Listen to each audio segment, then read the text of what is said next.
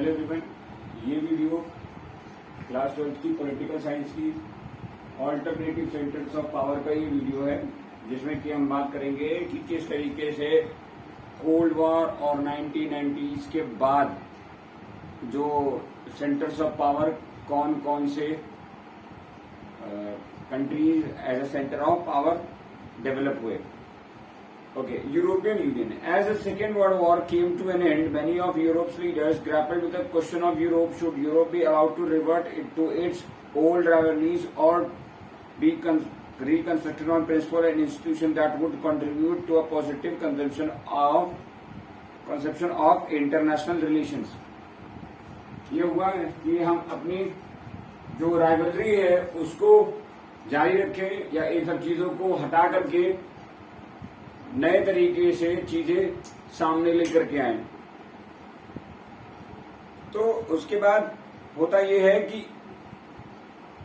in 1945 the European states confronted the ruin of their economies and the destruction of assumptions and structures on which Europe had been founded. मतलब जो भी चीजें हुई और 1945 के बाद जब वर्ल्ड वॉर एंड हुआ तो अपनी इकोनॉमी के कुछ र्यून्स यानी कि कुछ जो बचे हुए हिस्से थे उनको लेकर के यूरोपियन यूनियन, यूरोप की जो जितनी कंट्रीज थी वो सामने आई और अपनी अपनी इकोनॉमी को इकट्ठा करना शुरू किया. European integration after 1945 was aided by cold war. America extended massive financial help for reviving Europe economy under what was called the Marshall Plan. Europe की इकोनॉमी को रिवाइव करने के लिए अमेरिका ने बहुत सा इन्वेस्टमेंट किया यूरोपियन कंट्रीज में. The US also created a new collective security structure under NATO.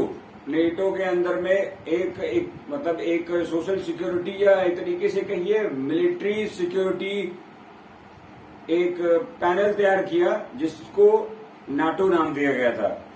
Under the Marshall Plan, the Organization for European Economic Cooperation (OEEC) was established in 1948 to channel aid to the West European states. यानी कि जो waste European countries थी उनको मदद पहुंचाने के लिए इस तरह की चीजें सामने रखी गई. It became a forum where the Western European states began to cooperate on trade and economic issues. एक दूसरे के ट्रेड और इकोनॉमिक इश्यूज में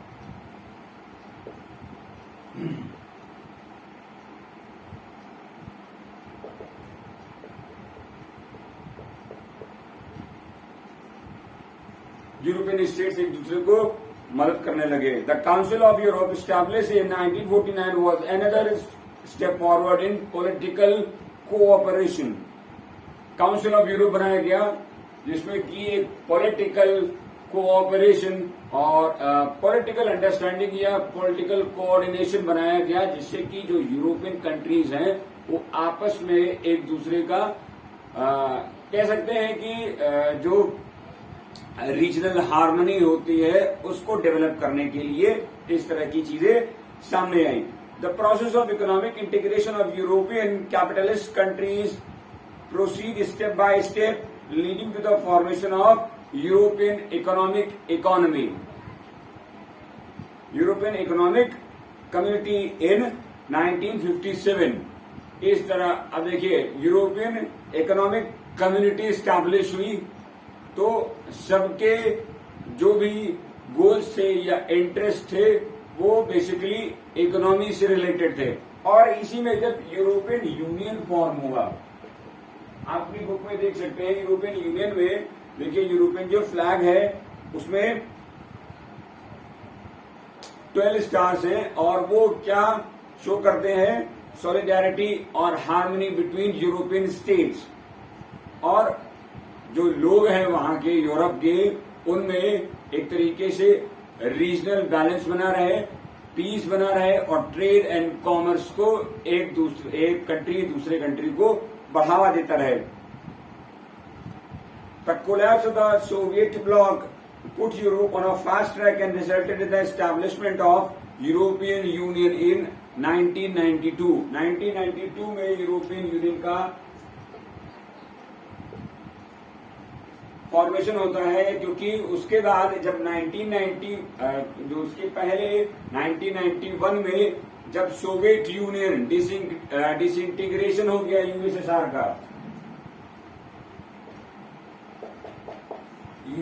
का डिसइंटीग्रेशन हो जाता है, तो एक तरीके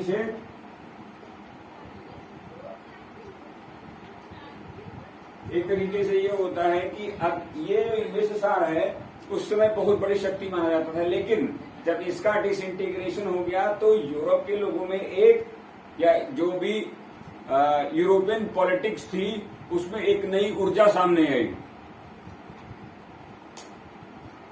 द फाउंडेशन वॉज दस laid for a common foreign and security policy, cooperation on justice and home affairs and the creation of a single currency। एक करेंसी पर डेवलपमेंट शुरू हुई कि मतलब जितने भी यूरोपियन यूनियन के जो देश हैं उनमें एक करेंसी ही चलेगी और रीजनल हार्मनी और एक कॉमन फॉरेन पॉलिसी और सिक्योरिटी पॉलिसी रहेगी कि मतलब अगर यूरोपियन यूनियन की किसी भी देश के ऊपर कोई भी देश अगर हमला करता है तो मतलब ये वो माना जाएगा कि एक देश पर हमला नहीं हुआ है, पूरा यूरोपियन यूनियन पर हमला हुआ है। तो इस तरह की स्ट्रैटेजी बनाई गई।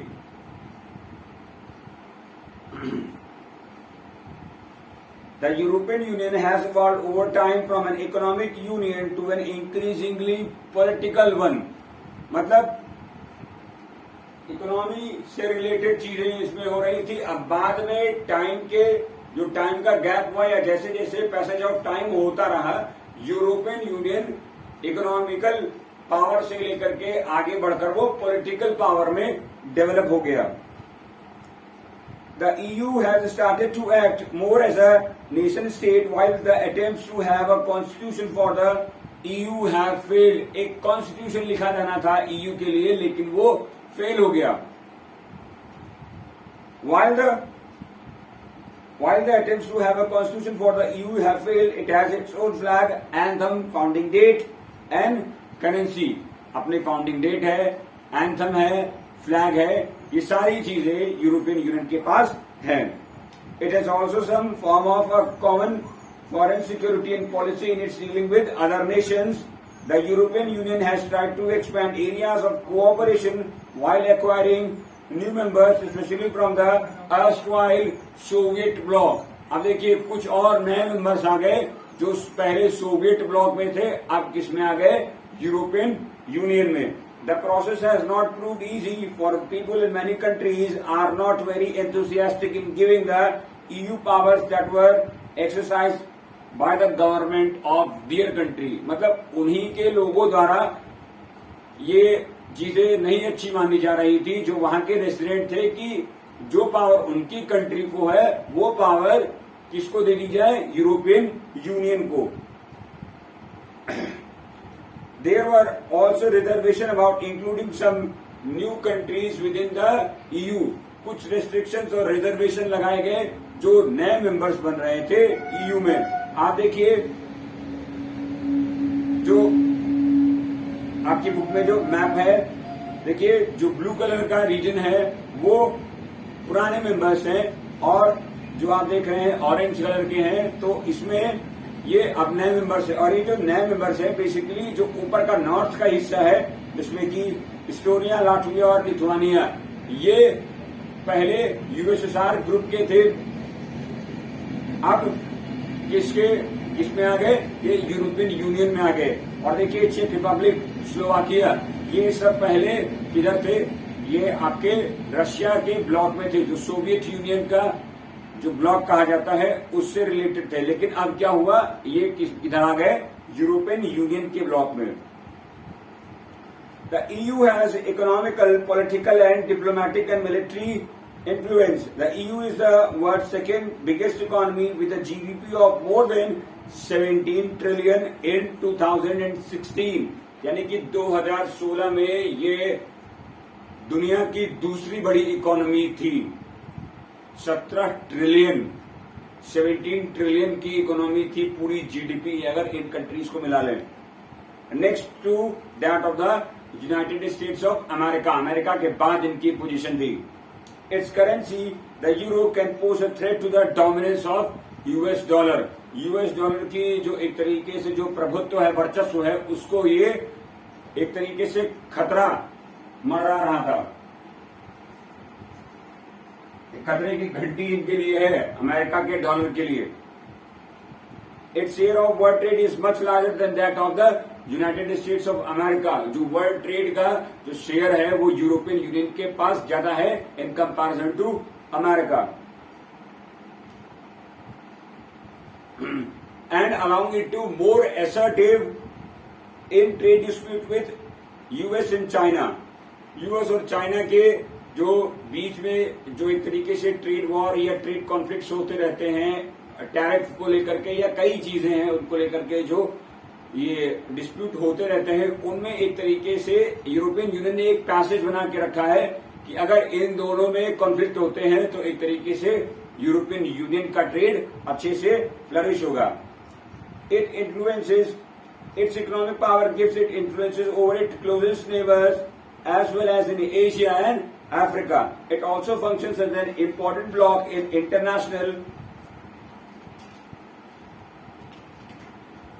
international of the EU. Britain and France hold permanent seat on the UN Security Council.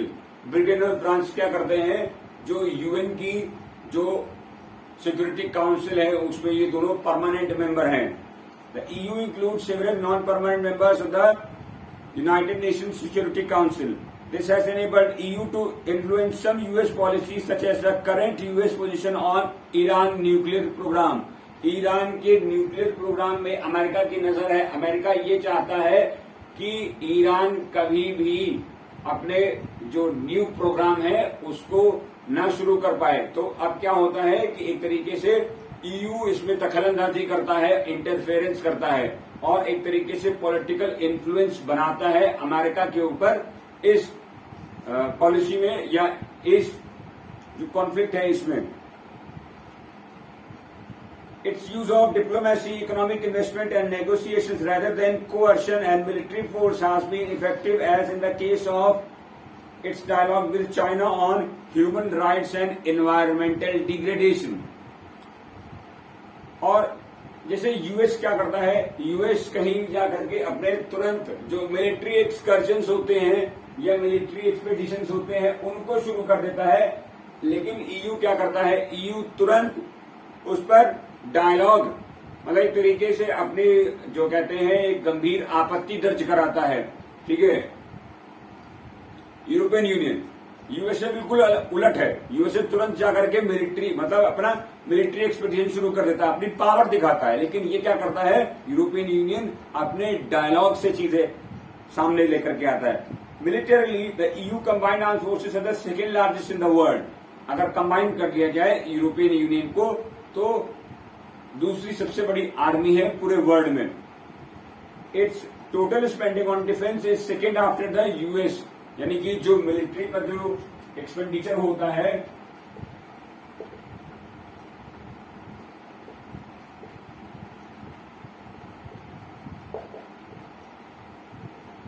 वो यूएस के बाद European union, US first number पर और सेकेंड नंबर पर European union.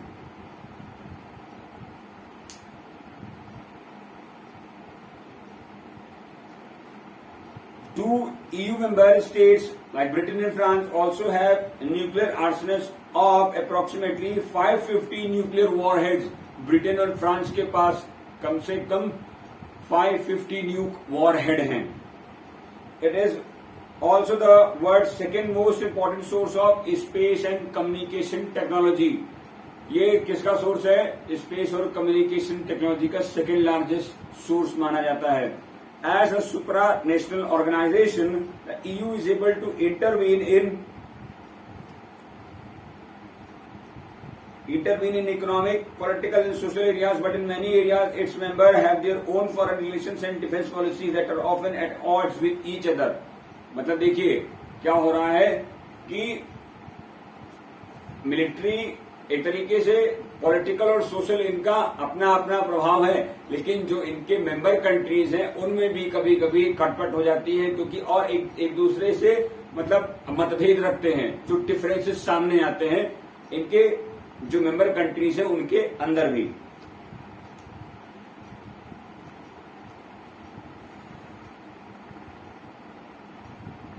Thus, Britain's Prime Minister Tony Blair was America's partner in the Iraq invasion, and many of the EU's new members made up the US-led coalition of the willing, whereas Germany and France opposed America policy.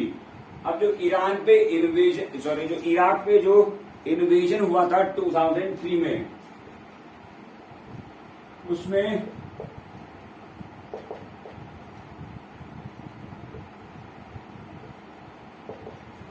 Britain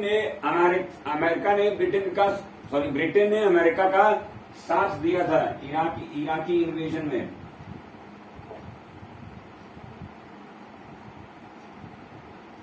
लेकिन जो France और Germany है, इन्होंने America की इस policy को नकार दिया था और कड़ी आपत्ति दर्ज कराई थी।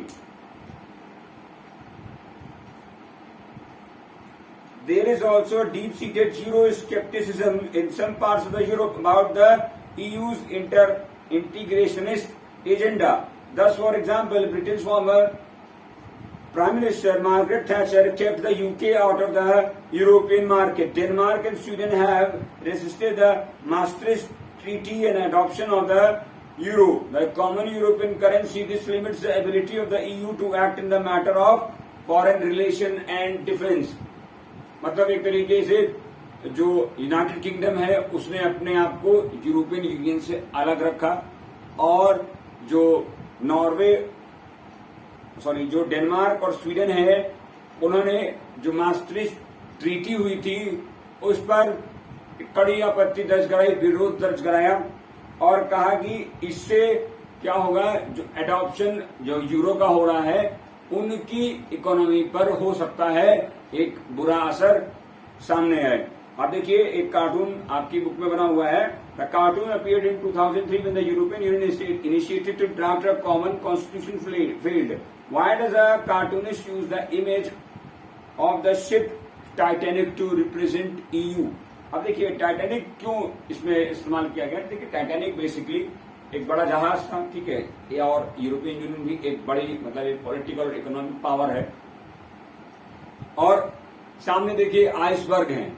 आइसबर्ग बेसिकली जो यूरोपियन यूनियन की ही जो कंट्रीज हैं ये रिसेंबल करती हैं कि हो सकता है कि इन्हीं में मतभेद हो जाए और यूरोपियन यूनियन जो है वो डूब जाए, इसीलिए कॉन्स्टिट्यूशन बनने में दिक्कतें सामने आई थी। नाउ अब हम बात करते हैं association of south east Asian Nations, ठीक है। देखिए एक और ये बन करके सामने आया, आसियान।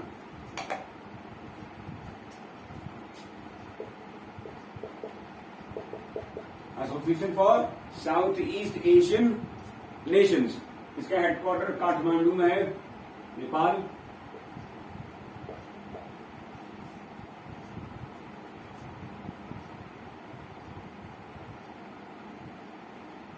सॉरी काठमांडू में नहीं है,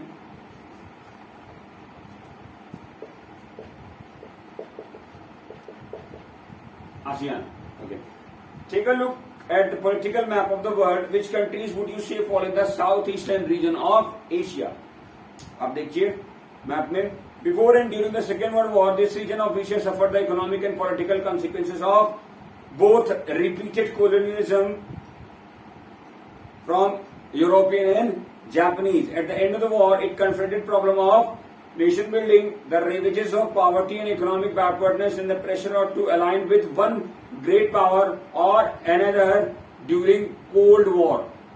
मतलब ये जो रीजन है इसने बहुत सी चीजें झेली, जैसे डुअल कोलोनिज्म, चाहे यूरोपियंस की तरफ से आया हो या जापानीज की तरफ से आया हो, और फिर उसके बाद वर्ल्ड वॉर के जब इनको वर्ल्ड वॉर के बाद मतलब कई जो कंट्रीज हैं उन्होंने कोलोनाइजेशन को हटाया, और फिर उसके बाद अब इनके पास समस्या क्या थी, बड़ी चुनौती थी कि इकोनॉमी को कैसे स्टेबल किया जाए, पॉवर्टी को कैसे झेला जाए, और उसके बाद किसका हाथ थामा जाए, किस बड़ी सुपर पावर का हाथ थामा जाए, या तो यूएस या फिर Russia. This was a recipe for conflict which the countries of south east Asia could ill afford. अब ये एक तरीके से हो सकता हो कि टकराव की स्थिति पैदा हो जाए और इसको साउथ ईस्ट एशियन कंट्रीज इसको नहीं संभाल सकती थी। Efforts at Asian and Third World unity, such as the Bandung Conference and the Non-Alignment Movement, were ineffective in establishing the Convention for Informal Cooperation and Interaction. अब ये हो रहा था कि जो थर्ड वर्ल्ड, एशिया को बेसिकली थर्ड वर्ल्ड कहा जाता है, तीसरी दुनिया, ये चीजें सामने आ रही थी। और जो बांगडुंग कॉन्फ्रेंस हुई थी फिलीपींस में, उसमें चीजें संभल के नहीं सामने आ रही थी कि क्या किया जाए जिस तरीके जिससे कि एक रीजनल पीस बनी रहे और इकोनॉमी जो साउथ ईस्ट एशियन कंट्रीज की जो इकोनॉमी बिगड़ रही थी उसको कैसे सुधारा जाए। अब आप देखिए south east Asia, map of east Asia and Pacific.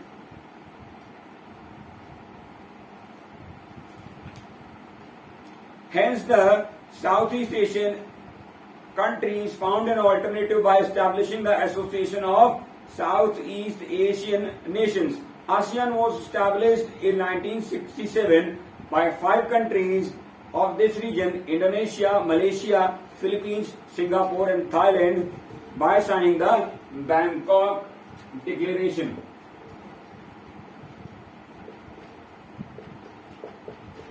Bangkok Declaration sign होता है और आसियान का जन्म होता है। The objective of ASEAN were primarily to accelerate economic growth and through the social progress and cultural development. सबसे पहला primary इनका टारगेट यही था कि सोशल और इकोनॉमिकल ग्रोथ और कल्चरल डेवलपमेंट होता रहे इन कंट्रीज में, जो भी आसियान के जो प्राइमरी मेंबर्स थे। फिर सेकेंडरी ऑब्जेक्टिव क्या था? Was to promote a regional peace and stability based on the rule of law and the principle of the United Nation charter. जो यूनाइटेड नेशन के जो चार्टर में जो रीजनल पीस और हार्मनी के जो चीजें ली गई थी वही इसमें आसियान में रखी गई। Over the years Brunei Darussalam, Vietnam, लाओ PDR, Myanmar and Cambodia joined the ASEAN, taking its strength to 10 और 5 कंट्रीज जुड़ जाते हैं। कौन कौन से? Brunei, Vietnam, Laos, Myanmar and Cambodia. Unlike the EU, there is a little desire in ASEAN for supranational structures. EU की तरह ASEAN में कोई ऐसी चाहत नहीं थी कि ये बड़े ऑर्गेनाइजेशन बने। ASEAN countries have celebrated what has become known as the ASEAN way, a form of interaction that is informal, non-confrontationist and cooperative. यानी कि एक दूसरे के सामने नहीं, मतलब अगर कॉन्फ्लिक्ट है तो डायलॉग से उनको सुलझाया जा सके, मतलब कॉन्फ्लिक्ट नहीं करना है। बॉर्डर पर आकर के एक दूसरे को मतलब एक तरीके से जो मिलिट्री सुप्रीमेसी दिखानी होती है वो नहीं दिखानी है, डायलॉग से बातें खत्म की जा सकती है। The respect for national sovereignty is critical to the functioning of ASEAN. ठीक है, नेशनल सोवरेनिटी यानी कि कोई भी देश किसी भी देश के जो इंटरनल मैटर्स है या उसकी सोवरेनिटी को किसी भी तरीके से हैम्पर नहीं करेगा, उसको खराब करने की कोशिश नहीं करेगा। और इसमें जो नेशनल सोवरेनिटी है इसको एक तरीके से प्रिंसिपल आइडिया रखा गया आसियान के लिए। With some of the fastest growing economies in the world, ASEAN broadened its objective beyond the economic and social spheres. In 2003, ASEAN moved along the path of the EU by agreeing to establish an ASEAN community, namely 3 pillars, namely ASEAN, the security community, the ASEAN economic community, and ASEAN socio-cultural community. अब देखिए क्या हो रहा था कि केवल regional ही नहीं, केवल रीजनल हार्मनी के लिए ही नहीं, रीजनल इकोनॉमी के लिए, सोशियो कल्चरल और सिक्योरिटी, ये 3 पिलर तैयार किए गए आसियान में, जिससे कि इस पूरे रीजन में पीस, हार्मनी और जो सोशियो इकोनॉमिक ग्रोथ है वो बढ़ती रहे।